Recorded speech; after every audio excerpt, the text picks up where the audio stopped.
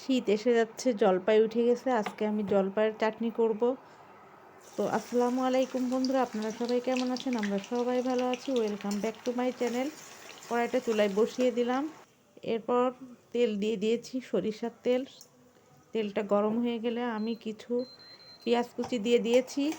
পেঁয়াজটা ভালো করে যখন একটু ভাজা ভাজা হয়ে গেছে, তখন অল্প করে একটু পাঁচফোড়ন দিয়ে দিয়েছি যাতে পুড়ে না যায়। তো সেইভাবে আস্তে আস্তে আমি জাল কমিয়ে এটা ভালো করে কষিয়ে নিব। এরপর যখন এটা ভালো করে ভাজা হয়ে যাবে, তখন এর ভিতর এক এক করে আমি সমস্ত মশলাগুলো অ্যাড করব। একটু পেঁয়াজ বাটা দিব, রসুন বাটা, জিরা বাটা, ধনিয়া, আদা বাটা, এক এক করে আমি সমস্ত মশলাগুলো দিয়ে ভালো করে কষিয়ে নিব।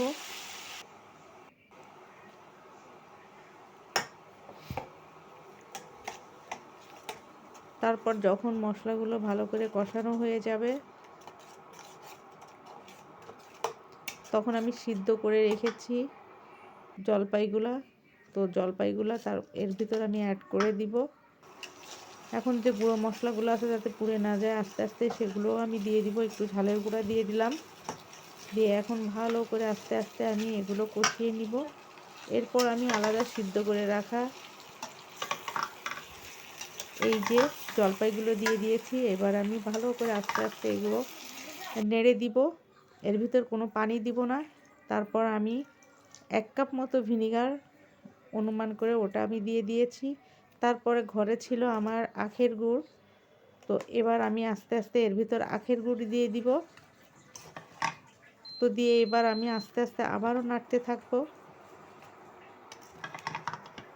অল্প করে আখের গুড় দিব আর এটা নাড়তে থাকবো। এই যে এইভাবে নেড়ে নেড়ে নেড়ে নেড়ে যখন একদম লাল লাল হয়ে যাবে, তখন এটা আমি নামিয়ে ফেলবো।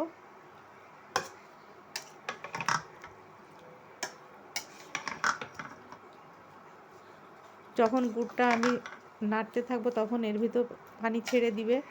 আলাদা কোনো পানি দেওয়া লাগবে না, কারণ এর ভিতর পানি দিলে তখন চাটনিটা নষ্ট হয়ে যায় বা স্বাদটাও ওরকম থাকে না। একদম নাড়তে নাড়তে এটা আমি আচারের মতো করে ফেলবো।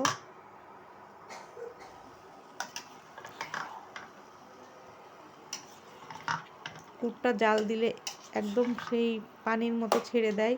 তারপর আস্তে আস্তে এটা শুকাইতে হয়।